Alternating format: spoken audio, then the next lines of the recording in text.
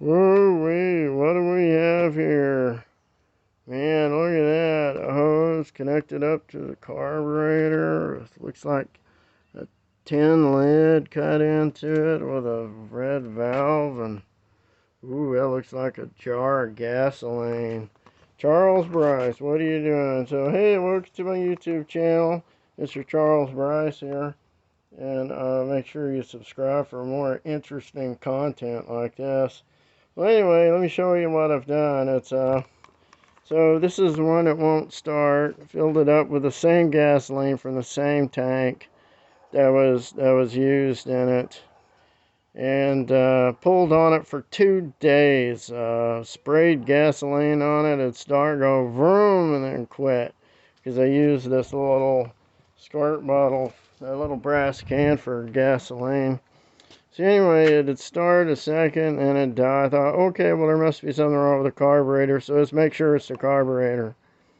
So went to the hardware store and paid like 80 bucks for God knows what. It was $30 for 5 feet of this rubber hose, like $6 for a valve, like 10 bucks for a bottle of Permatex gasoline gasket maker for the jar. It's pretty expensive anyway. And a $20 gas can. Gas cans cost $20 now, 1 gallon. I don't understand that, but anyway, I've got another little carburetor that's not made for this. It's made for another one of these. Uses the same motor, but a different carburetor for some stupid reason. Anyways, this was on it, which matches this one, so I used it to match a hole to cut out for this one. So when I put the holes in it, I had to remake this gasket to fit it over the holes like this. So, and then cut it out. So anyway, I matched this, whatever I cut out, matched this regardless of what lines I put on it. So then I used the rubber hose and put a valve in it. This is real important. I thought I would need another air breather hose, but it turns out I don't need it. I'll tell you why in a second. This here is the tin lid gasket that I cut out of a Sure-Tight lid, and the hole I punched through it with a screwdriver, and then I used this here to punch a hole in it the right size, put a mark on it not to go past that. Anyway, put the hole in it and put a hole in it up here on this tin lid. Pushed it in this tin lid first, like about maybe 1/4 of an inch, and push it in there because you got the stupid choke valve in the way. So I had to push that off in there first, and then carefully screw these on without losing the hose. Cut the hose, put in the $5 valve in here, and you should be able to see a little bitty cut mark on it right here. I'll explain that in a second. And then there's the gasoline in the jar, which has the rubber jar. This one is your bubbler hose. It goes all the way down to the bottom of the jar, and that is what makes it bubble. It also brings up air for it to run, so not only is it getting air, but it's also getting fuel, and it turns out it's just right, which I'll show in a second. So this hose here, it pulls in air and bubbles in the bottom. This one here is at the top of the jar, and it's just pushed in there like an inch, and then it's screwed on tightly so it doesn't leak any air by. Right? So this valve is important because this is how much of it's going through. This is like a carburetor right here, how much is flowing through. And then what's really neat is this thing also adjusts this valve in here automatically for the RPM. So as the RPMs go up and down, it's adjusting this for the butterfly valve in the carburetor that's in here. Even though there's no fuel running through this, otherwise it would have died from too much fuel, right? Which is what I was hoping for, but it never happened. I opened up the bowl on the carburetor and it flooded out. So it's getting fluid to this bowl, but it's not getting fed in through the carburetor and into the engine for whatever reason. We don't know why. So anyway, this is the bubbler fueling method that I've seen several people on YouTube, but I never thought I would be using it as a troubleshooting tool. But that's what it is. It's nothing more than a troubleshooting tool. Just to figure out, okay, what the heck is the problem? Is it the carburetor? Is it the fuel? Is it the gasoline I put in it? Is it the wiring? What is it?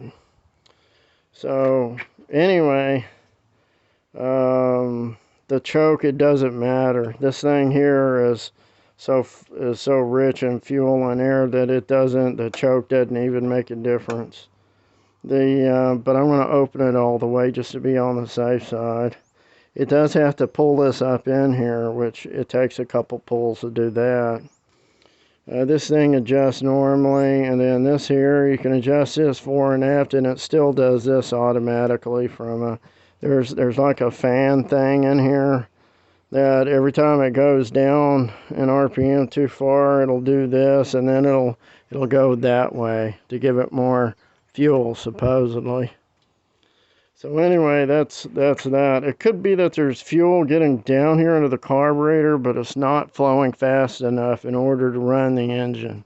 Because I have noticed it'll sit here for a few minutes, and then I'll walk over here and pull it, and it started, and then it dies, right? Immediately dies. So I think what it is there's a fuel flow problem. There may not be nothing wrong with the carburetor, but there's something wrong with the flow of fuel to it, because then it automatically dies. I got the stupid oil filled all the way up to the frickin' thing, so that ain't it. So there might be a safety shutoff in here that's malfunctioned. That's what I think it is. The switch works because you can turn it off and on, which I'll show in a minute as well. Anyway, there's this cut mark in here. I put a tiny cut mark. That's like dead. It dies if you go beyond that, which means it's closed, right? So it doesn't let air or fuel through. And so if you open it up to right there, that's as low as it'll go. And then you can open it up all the way. But it'll die beyond that. So anyway, there's that. That's the air fuel valve from this jar. Anyway, I'll show this one more time before I go in and be done with it, because I think I want to tear up this line coming from the fuel tank and figure out why it's not flowing out of the fuel tank. And see this little that thing underneath the fuel tank, that white thing in there?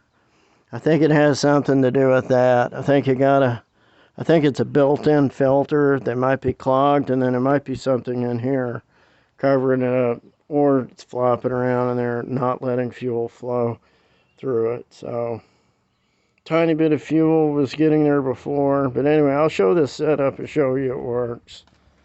So, and then it'll be done with the video. So anyway, there's the,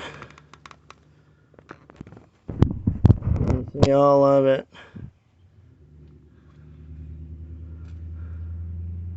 Let's see, there's the valve and the motor. Okay, off we go. Let me rotate this a little bit. Put the fuel on the bottom, the bubbler hose on the bottom. That way it's, okay, there we go. Here we go. Give it all the fuel. Switch is on.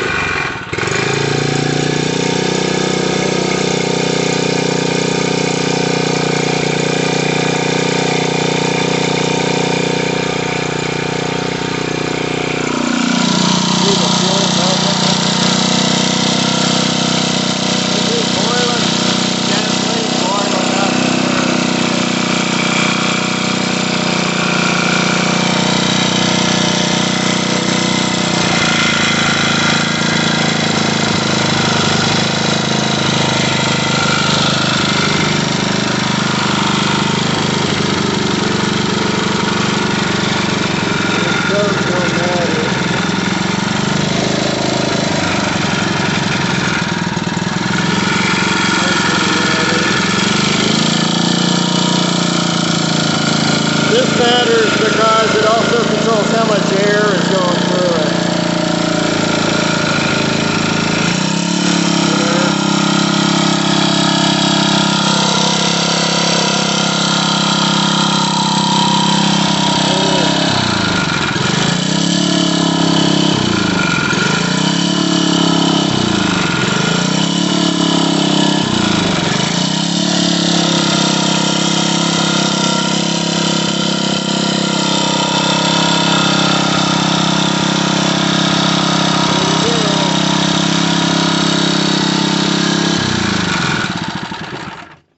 So there you have it, it runs. The only problem is it won't start with this stuff unhooked on here and with this thing, you know, choked and then up a third of the way. It won't start, and it'll start for about a second or two and then not run at all. So what I'm hoping for is that this cleared all this out, right? I think closing this, it doesn't get the air it needs.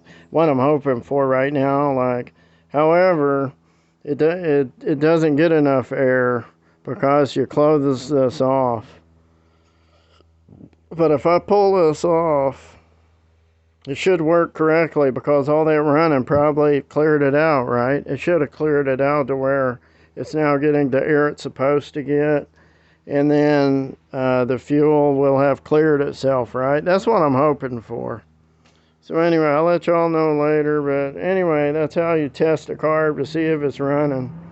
You do that with it and then see if it works or not. And, you know, turn it on and off and check the switch. You throttle it up and down, see if that makes a difference. I already checked the spark plug. It's running just fine. It's using the same freaking fuel.